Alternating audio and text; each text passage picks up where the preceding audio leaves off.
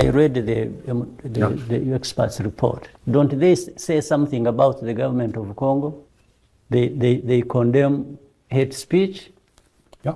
They condemn the support to FDLR, and so on and so forth.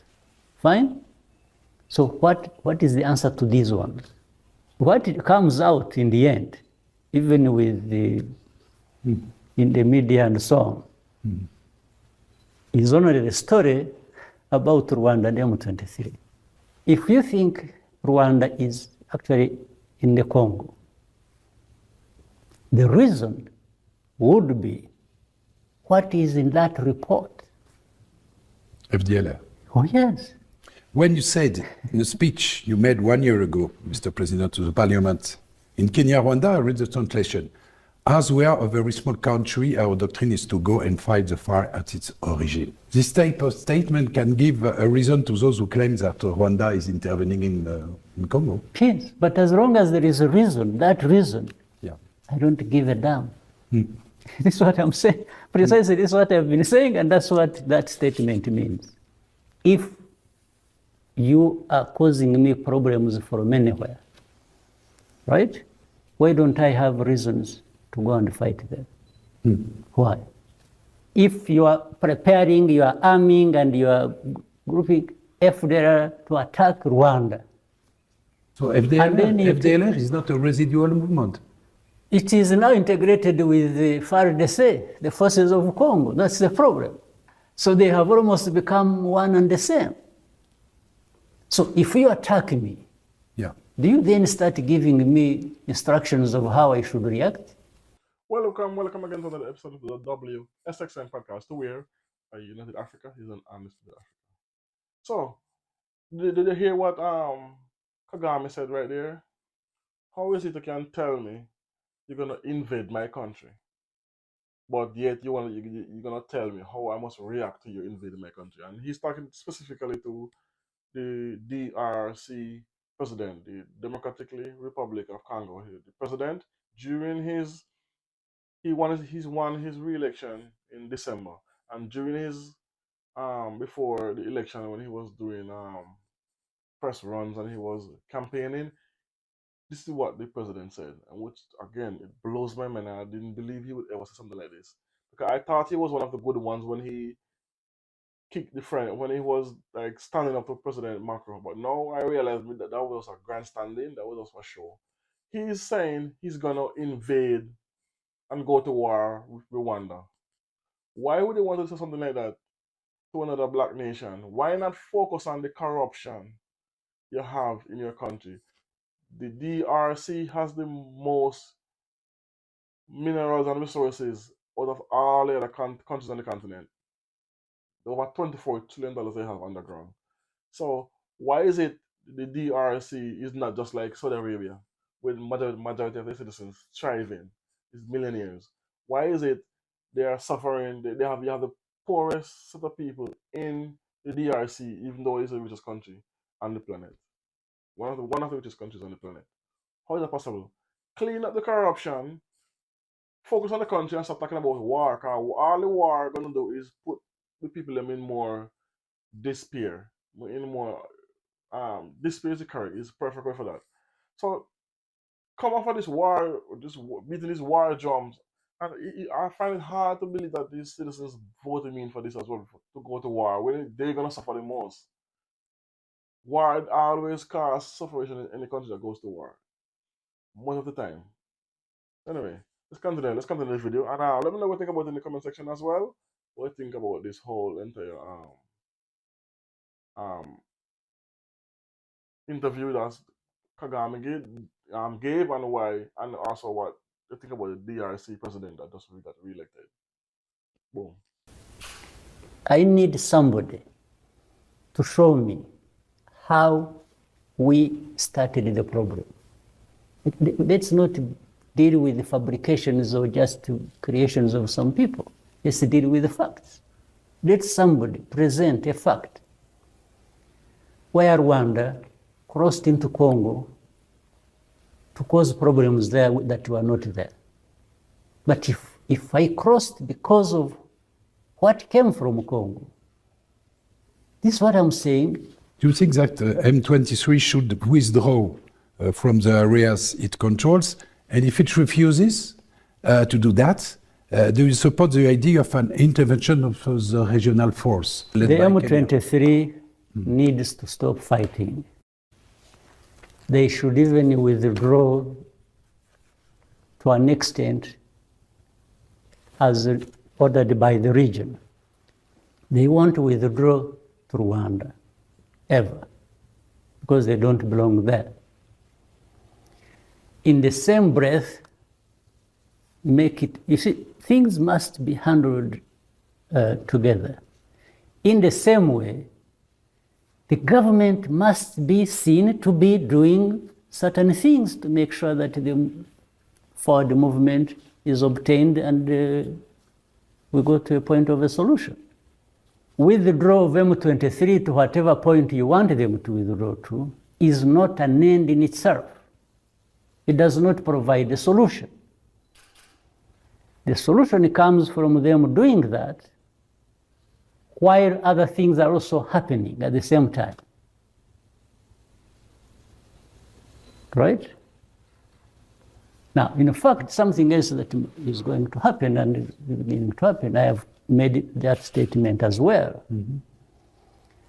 This emptying of Congo, trying to empty Congo of these Tutsis and throwing them across the border has to stop. We are not going to be a ground where you just dump people you are persecuting in broad daylight. If my memory is good, the last time you met with President Tshisekedi was in September in New York with Yes. President Macron. Yes. And without convincing results, of course. And is it possible to speak again with a man who says that the problem is you personally, that you must leave power, that he is ready to help Rwandan people in that objective? Is it possible for him to do that actually? This is the question. I think the issue is does he really find it possible to do that? He can think about that, he can entertain that. He can help. He's already doing that. When he's helping FDLR, he's already helping.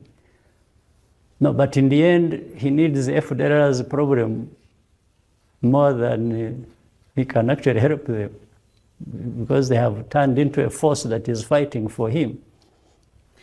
So what would I be talking to him about in any case? So you don't need to blame Rwanda or Kagame or whatever. You have to think rationally. You have to say, did we have problems even before Kagame? The RPF government? If it is yes, then did you address these problems? Are you addressing them, or are they the ones continuing or even getting worse? These would be matters of governance or accountability, utilization of their resources for the development of their people. I'm sure those enormous resources are just being used by maybe to improve or for the benefit of the less than 1% of the Congolese, of which is now, are they coming to 100 million or something? There are so many. So imagine 1% of that is probably the only one benefiting from the enormous resources of the 99%, nothing. So is that Kagame's problem? Am I the cause? So how does Rwanda become the main problem of Congo, even by these leaders, if they were to be honest? You have, as I said, in Eastern Congo, actually they are saying about 120 armed groups. This is agreed, this is considered true by government itself and others. Are we the ones who formed the 120 armed groups? How? Practically, maybe if constantly accusing us of M23. Okay, let's take responsibility for that, even if that's not true. How about the rest? The other over 100 armed groups. Can we be blamed for that? Mr. President, you have positioned Rwanda as a country with a solution to the global migration crisis, striking deals with Britain, Denmark, and Israel.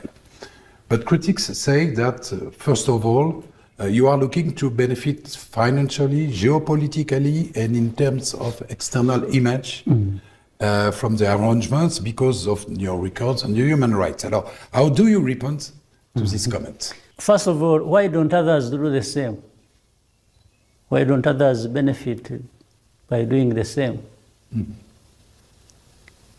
I mean, if Rwanda is thinking about benefiting from all of this, okay.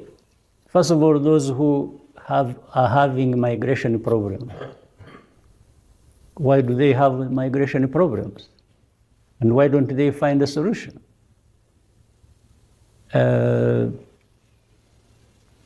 Without Rwanda, you see, this is why I can't understand the critics, what they are talking about. You are blaming Rwanda for contributing to solving a problem. And Mr. President, relations with France, good, no? Yes. Very good. But in December, Paris has added his voice to those who are asking Kigali to stop so-called intervention in DRC. Are you disappointed by this position? That position was ill-informed, and it was not necessary. So I hope France can address it properly and better. But those who got involved in voicing different things about us and about this situation, they should also have thought about the sensitivities of that. Because there are sensitivities of that.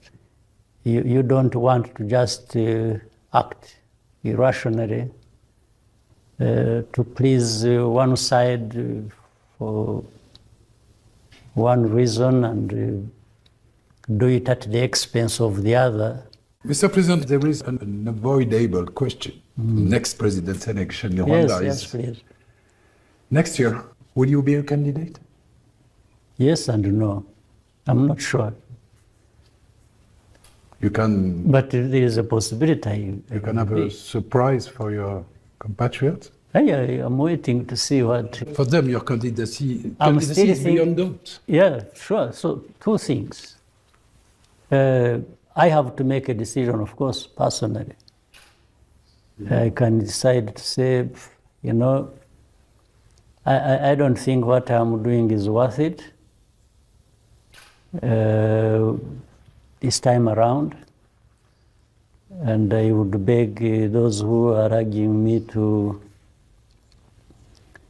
run, that they leave me alone and I become a free person and do my own things. Is that possibility? The other possibility is I will think about it, and if I find real reasons these people are presenting and have belief and how many, and I can consider.